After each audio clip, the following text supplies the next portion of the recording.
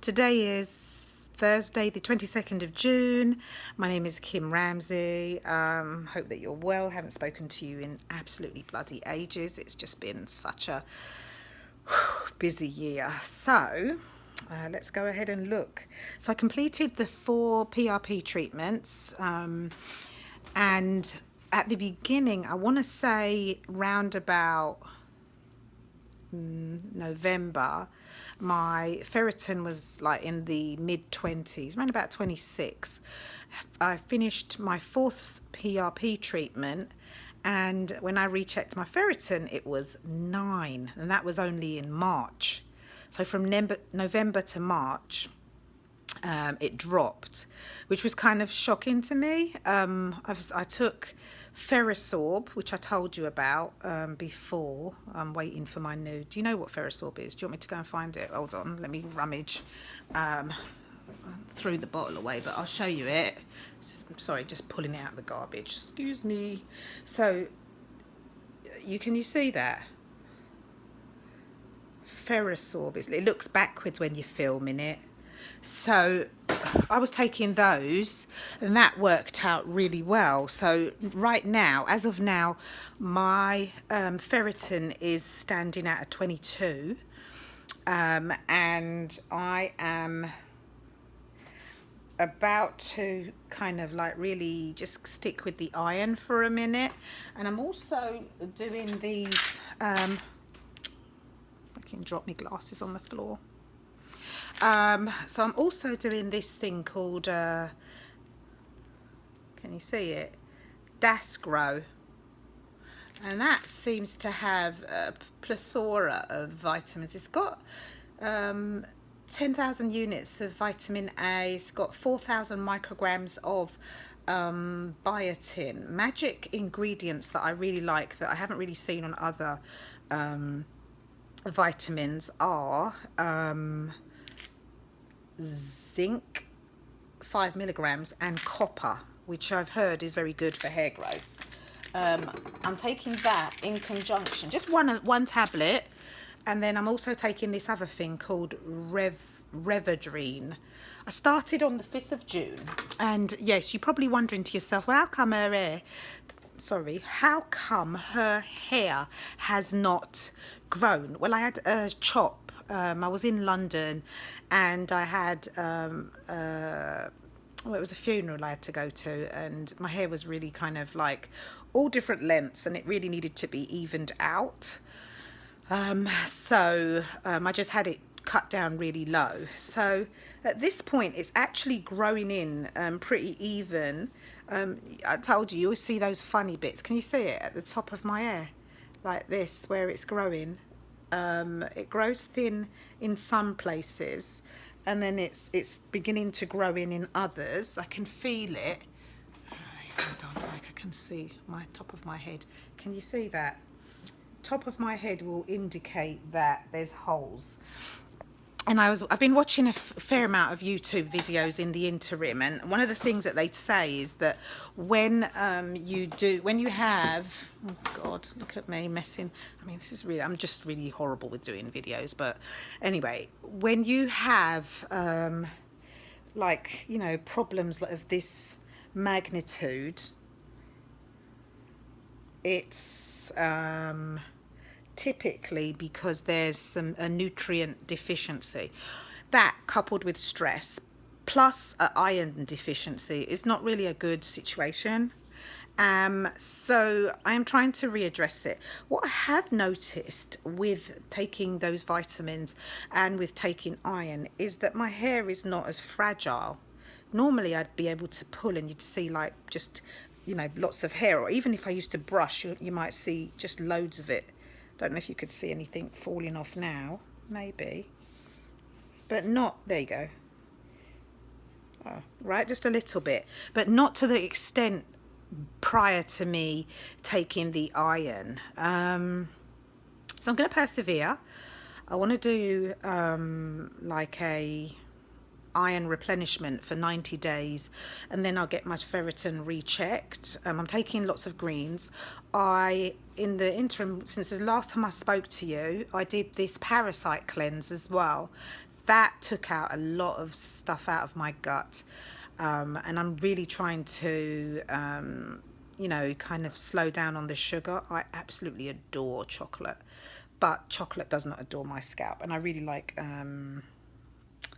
what would you call the things? I love cheesecake too. It's really, really bad. So the name of the game is to actually try and fill in these gaps. And the good thing about this, I'm doing daily massages. At the moment, I'm able to just kind of do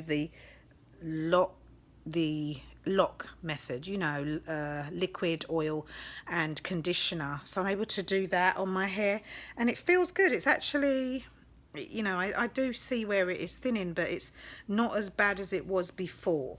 So at this point I have to try not to keep cutting it, because you know what it is, you kind of get bored. It's at that stage where it's not really growing to the point where you could say, oh, I can put it in a style, and I think I just get bored. It's kind of hard to match your clothes with alopecia. Have you found that? I've found that, and I'm not really a wig person. I actually adore my hair colour. I've seen myself with black hair, and I'm not really impressed. Doesn't look as nice as the grey. I mean, other people would beg to differ, but I just like grey. So if I eventually, when it does get long enough to braid or do whatever I can do with it, I'll probably have grey or white highlights, extensions, etc., so on and so forth. So other than that, I've been getting regular rest. I meditate. I wear one of these. Have you seen this thing here? It's called a Bellabeat. Can you see it? I don't know, I can't focus in on it. It's a Bellabeat, and it measures sleep, meditation, and how many steps. So I'm trying to do, I put in my parameters. My parameters was 10,000 steps a day. Sometimes I make it, sometimes I don't. Some days I make 20,000, believe it or not. I walk from my flat to my job. Won't be able to do that much longer because I'm moving house, and that walk is just a bit too extensive, but I will try and work out a home routine. I am learning to, I'm an avid news watcher, and if you know anything about the British news right now, there has been a number of issues that are highly stressful, and it's very painful to look at places where I once lived, and to know that people who I care about have lost relatives and friends in the recent fire at Grenfell Towers.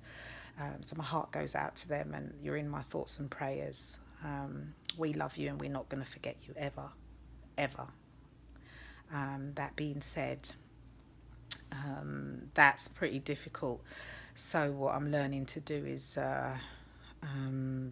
reassign some of that pain and that upset and that distress into meditation, and it works really well.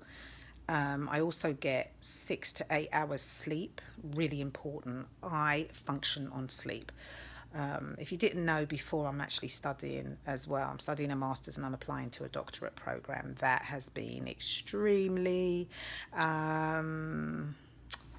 trying, can I say? Because it's just, you have so much work to do, paperwork, and academia is highly unforgiving about life events. It's just like, okay, this is more important. You have to get this assignment in. They do recognize that life happens, but in my case, life has happened like kind of every week. So it's just like, ooh, can I just get a break? Can you cut me some slack? Can I breathe? And that's what I've been creating, channeling that kind of time. So I think when you're trying to grow your hair in, some of the things, and all, some of the things is trying not to react to stress. That's hard.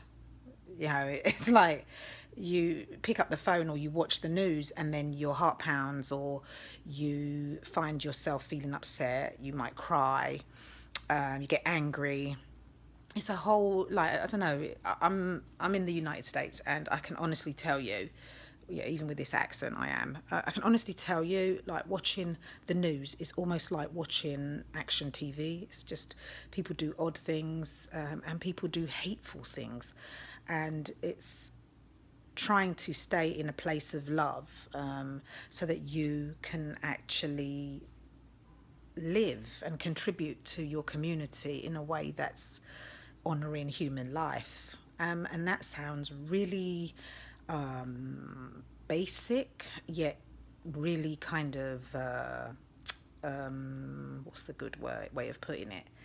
You know, just to live like a regular human being, getting up, eating, showering, you know, going to work, coming home, relaxing, being around friends, relatives, family. Those things are just so understated, and we do take them for granted. And I'm just trying to let you know that you shouldn't take no one for granted. Life isn't a permanent fixture.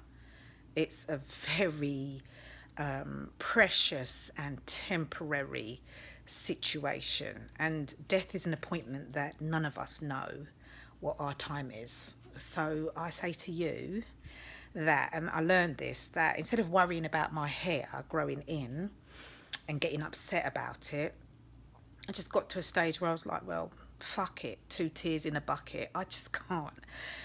It's frustrating, I know, but I have life, and I have a good life, and I am grateful to the Creator for giving me that. And I'm not going to preach to anybody. I'm not going to, you know, harp on about it, but you're here and I'm here. And watching hair grow is rather like watching paint grow.